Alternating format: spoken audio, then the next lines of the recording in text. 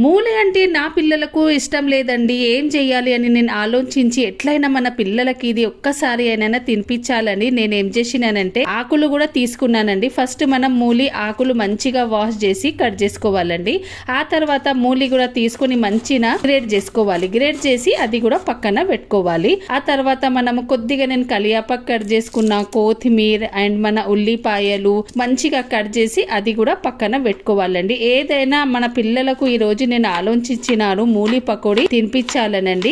ఇక్కడ చూడండి, నేను కట్ చేసి మంచిగా ఒక బౌల్ తీసుకున్న, అందులో మన మూలి ఆకులు కట్ చేసుకున్న, గ్రేట్ చేసుకున్న మూలి, కొత్తిమీర, కలియాపాకులు అండ్ వేసి మంచిగా కలుపుకున్న, కొద్దిగా శనగపిండి, అందులో మసాలాలండి, ఉప్పు, కారం, పసుపు, కొద్దిగా వాము అండ్ అల్లం వెల్లుల్లి పేస్ట్, గరం మసాలా వేసి మంచిగా కలుపుకోవాలి. వాటర్ అస్సలు తగలదండి మనకు. ఇట్లనే మనము మూలిలో ఆల్రెడీ వాటర్ ఉంటది కదా, వాటర్ అస్సలు వేయకూడదు.